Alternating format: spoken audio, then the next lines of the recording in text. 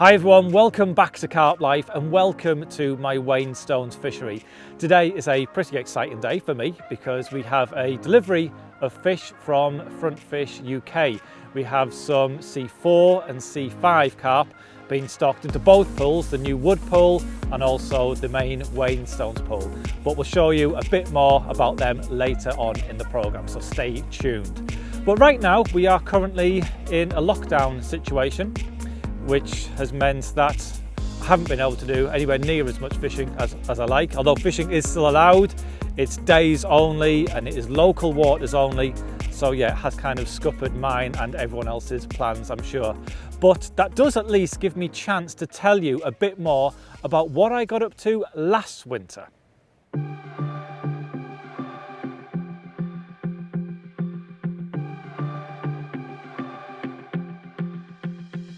Last winter, I started on a small campaign at Old Mill Lakes over on Birch Lake, and that's where the Fox team filmed the session 2, which you may have seen on YouTube, and there was some fantastic fish caught during that session.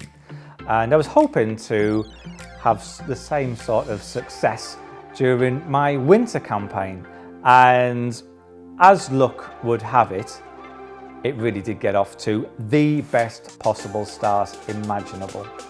I set up in an area which, I know you should never do this, but before a session, you should never have some sort of preconceived idea about where you want to go.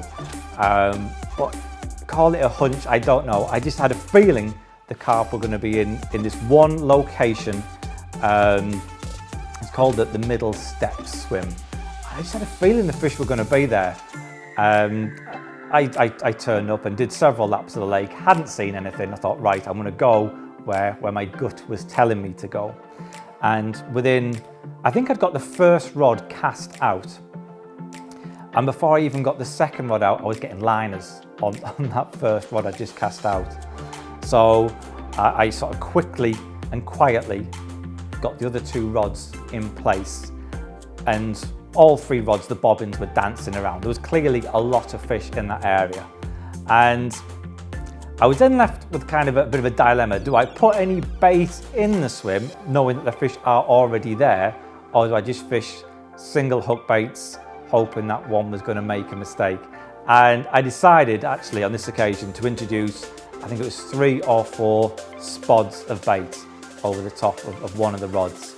And it was just boilie crumb that was crumbed to absolutely nothing, obliterated down to dust. And I put out a few spods over one rod. The hook bait was a trimmed down Carp Freaks pop-up, but trimmed down so much it was basically set to fish as a wafter. And I forget how long the rod was in the water, not long at all. And I was just watching the bobbins dancing on all 3 rods, then one of them just ripped off. And yeah, this is the fish that followed. An absolutely amazing 46 pounder. Well, how's about this too? An amazing start to the session and an amazing start to 2020. My first bite of 2020 and it's a 46 pounder. 46 pounds, 6 ounces. My mind has been well and truly blown. When I looked in the net, I thought it was maybe a upper 20 or maybe a 30 pounder. And I was really happy with that. As soon as I picked up that net, it got heavier and heavier, and no wonder, 46 pounder, wow.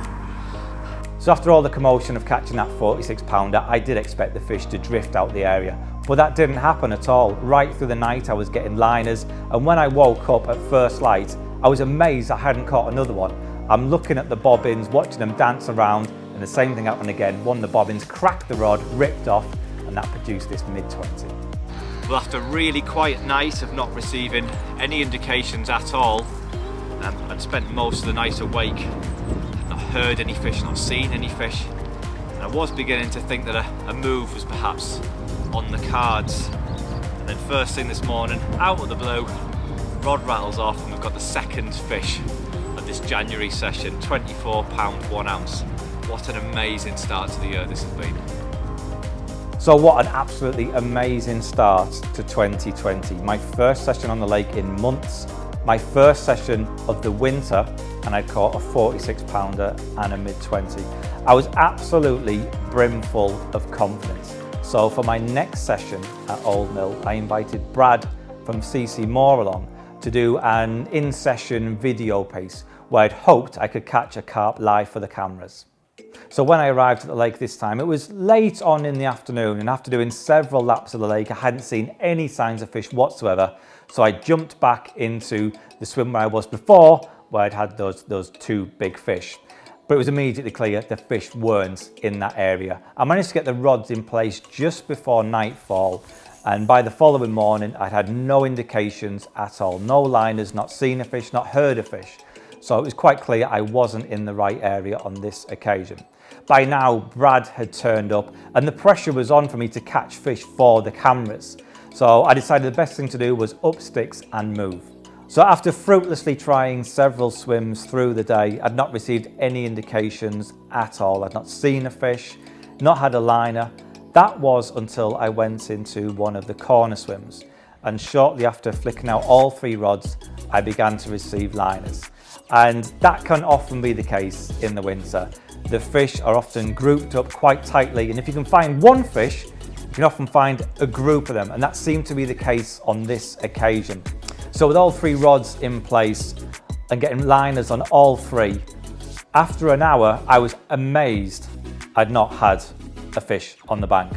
But just like buses, when you wait ages for one to come along, often 2 come along at once, and that's exactly what happened. I had a double take, a double bubble, and we didn't get a great deal of footage of this because while Brad was also trying to film me, he was also playing one of the fish on the other rod. So yeah, we managed to land both fish, and the first fish that rolled into the net was an awesome mid-30 mirror. Well, just an hour ago, this session was looking like it was going to end in a blank. But I moved swims and the move paid off handsomely. 2 bites in quick succession, with this one being the biggest at just under 35 pound. What an awesome, solid, chunky January carp that is. I'm absolutely buzzing.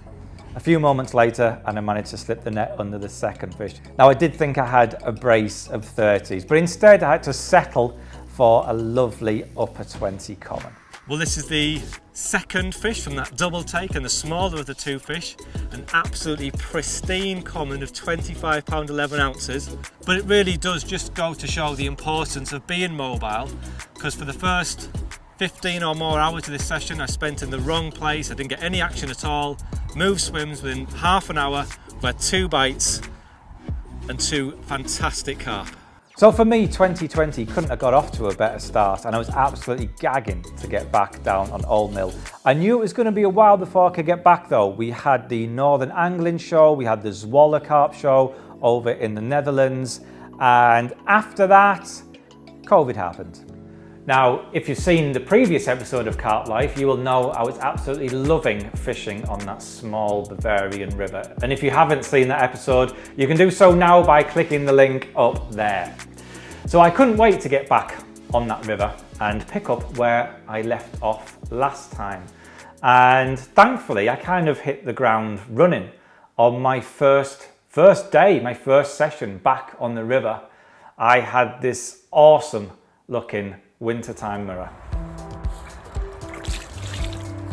Well, I've come down the river this afternoon for what was going to be a couple of hours fishing, but I didn't need that long because after I reckon 20 seconds of lowering a rig in the margins beneath some floating branches that had collected beneath one of the overhanging trees here, the rod has rattled off. And last night we had a really harsh frost too. Temperatures were well below 0 last night, so I did think it was going to be really tough going, but that wasn't the case. I'm absolutely buzzing with that. It's like a new penny. Awesome. Well, after that fantastic result, and with the river seemingly in very good form, I really wanted to take Judith down the river for a few hours fishing to see if she could enjoy the same sort of success. Although on this occasion, the session didn't get off to the best possible start.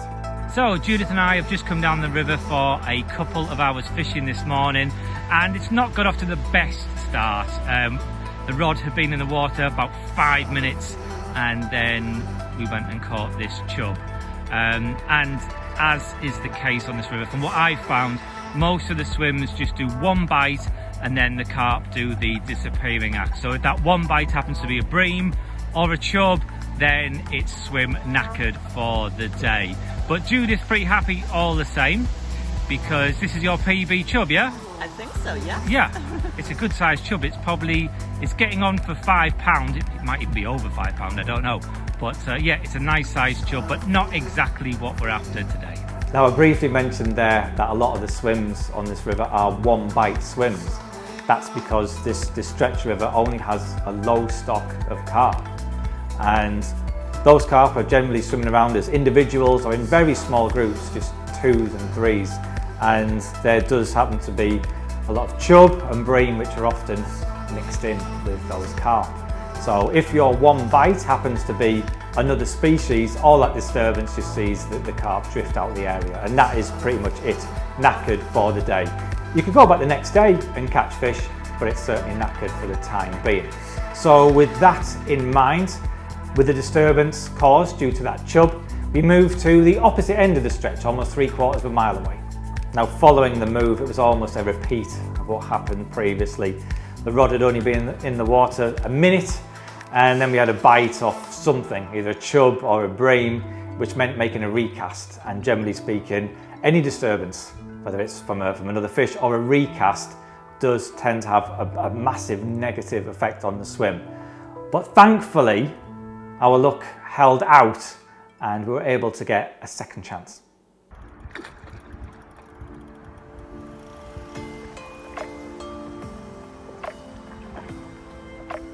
It's nice.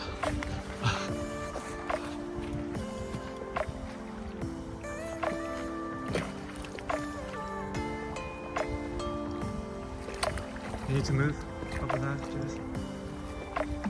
There you go. Well done. Good job. Get in. Yes, well done. Well done.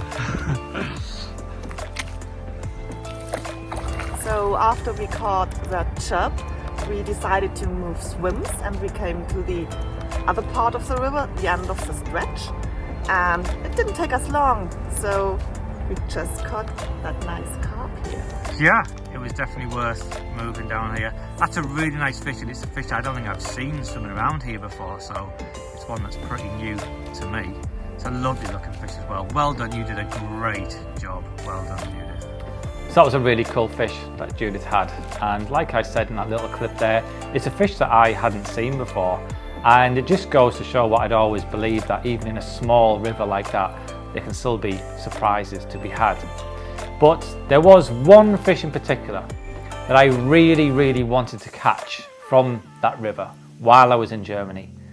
And it's a fish that some of you may not have heard of before, and that is a burbot. Now, a burbot is a freshwater member of the cod family. We don't have them in England, but I've seen so many photos and videos of them. They look such impressive creatures. And while I'm there in Germany, it seemed like an ideal opportunity to try and catch one. So I was told that there are burbot in the river that I've been fishing, and I don't know a great deal about them at all. We don't have them in England, so how would I?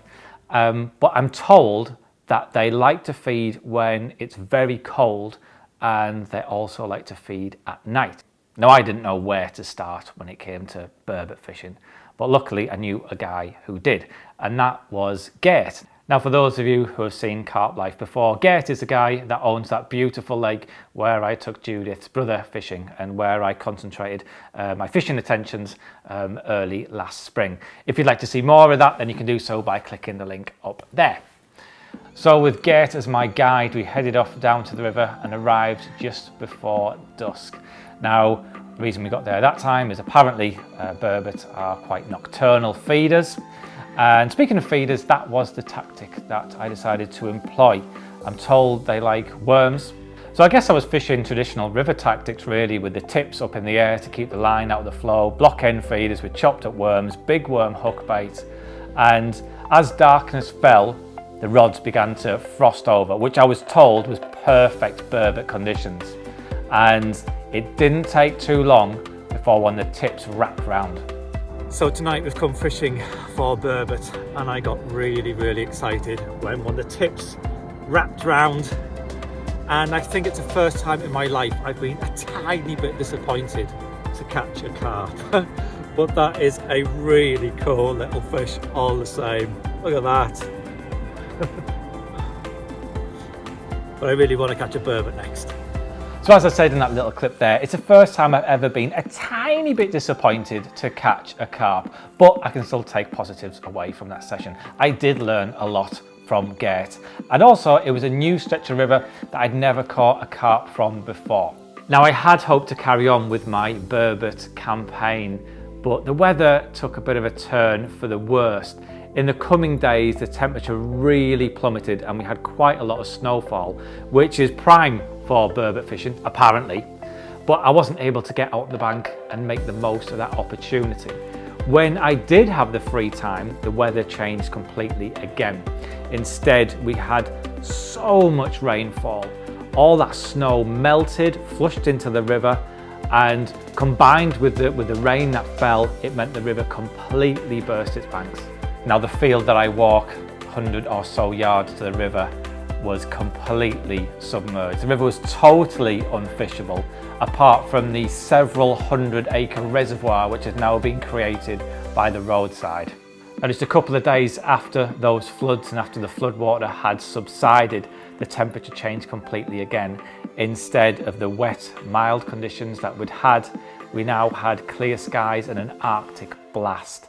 Temperatures during the day were -6 to -8, and on a night time they were approaching -20. This is colder than anything I've experienced in the UK. It was like a scene out of a disaster movie, with everything absolutely frozen solid and icebergs drifting down the river. Now, as cool and impressive as it was to see these conditions, it really wasn't ideal for angling. Even if I had wanted to be out there in -8 during the day, which I didn't want to, but if I had wanted to, then it would have been impossible to keep a rod in the water. With so much ice coming down the river, it would have just taken the rods out in no time at all. Although the weather conditions had pretty much put an end to my fishing time in Germany, I still had lots of work I could be doing out there. While I'm in Germany, I'm still working on the admin for my Waynestones fishery, as well as doing work for Fox and CC Moore also. And in what free time I did have, Judith was also teaching me German. Now, I have been learning German now for over 18 months, and I find it so difficult. It seems like the more German I learn, the more complicated and confusing it gets. Now, during my time in Germany, the country was under lockdown, which obviously meant we couldn't go out and do the things we normally like to do. But that's not to say we still couldn't have fun. So we had a few cocktail evenings and parties, which are always so much fun with Judith and her family. So with the threat of an impending lockdown in the UK, and with Christmas approaching, I headed back to England. Now, not only could I not wait to see my girls, but I also had a lot of work that was going on down at my Waynestones fishery, including several stockings of carp. Now, the first stocking of fish I received was from Carp Fisheries, and my mate Sam Dale, who works there, I've known him a long time. We actually went to college together, and Sam picked me out some absolute bangers.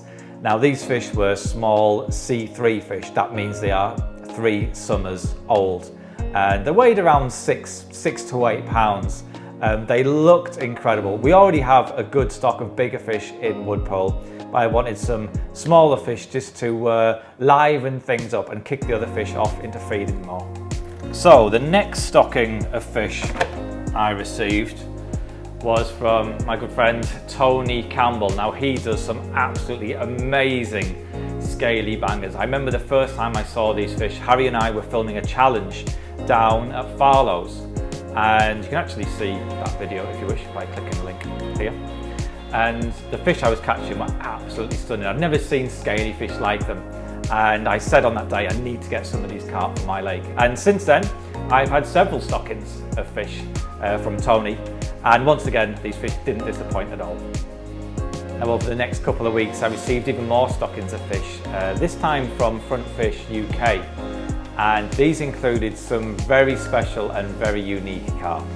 Now 4 of these carp that we received were very special. They were orange carp. Now I'm not going to call them koi carp. I know a lot of people are against stocking ornamentals and koi into waters because they carry disease, and they do if they're bought from garden centres and places like that. But these fish aren't actually koi, they are genetic throwbacks, which means they have been spawned naturally in a pond with just mirrors and commons, but somewhere down the line there has been maybe a koi. Somewhere in the genetic past there has been a koi, and it's thrown back, and out of all these thousands of fry, you had these little orange carp, and that's what these are, genetic throwbacks. And they looked absolutely fantastic. Looked just the same as a normal mirror or normal common, and they just happened to be orange.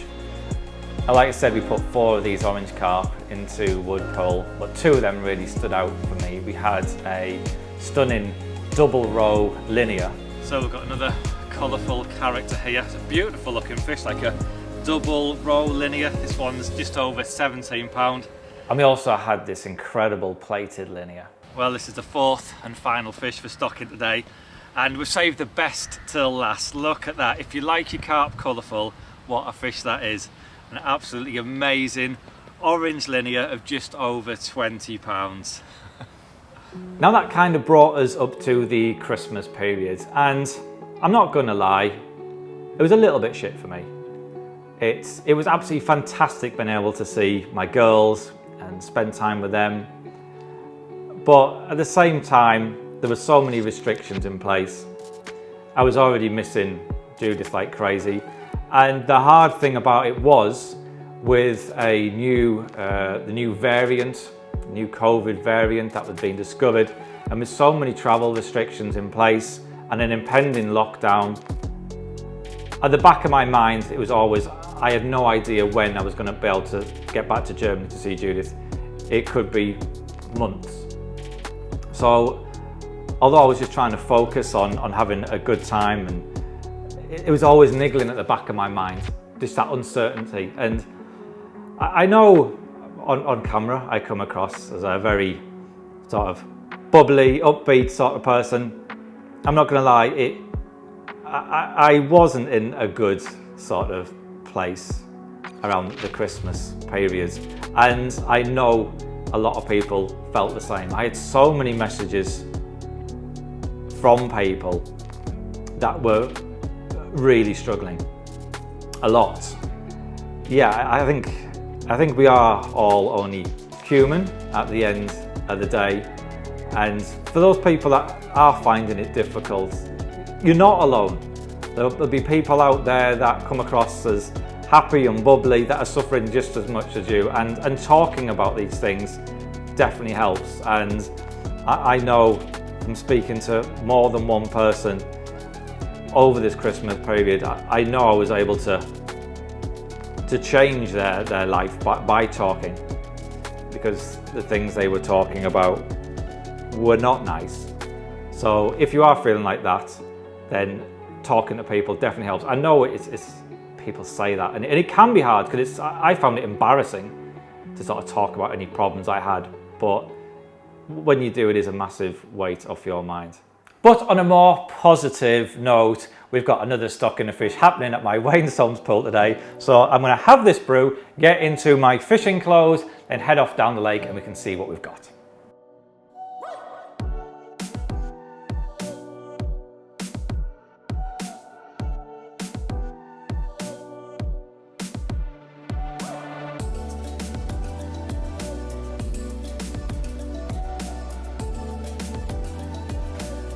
So this is the first and the smallest fish out of the tank today. We've got a really pretty scaly mirror, which I'm sure is going to make a lot of anglers very happy in the coming years.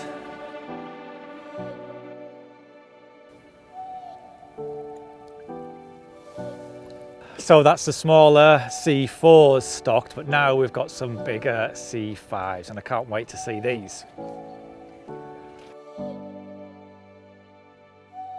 Well, this is the first of the C5 carp that we're stocking into wood pool today, and this one weighs just a few ounces under 20 pounds, so no doubt it's not going to be long before this one is another 20 pounder for the pool.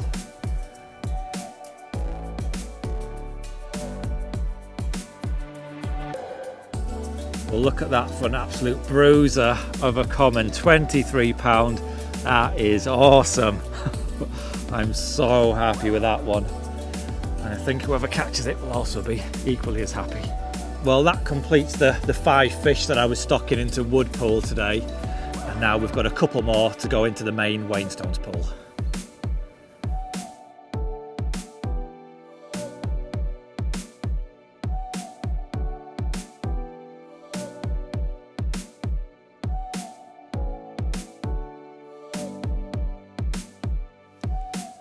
Well, this is the first fish that I'm putting into the main Wainstones pool today, and we've got a lovely male fish of just over 20 pound. I think this one is going to fight like an absolute demon looking at the shape of it.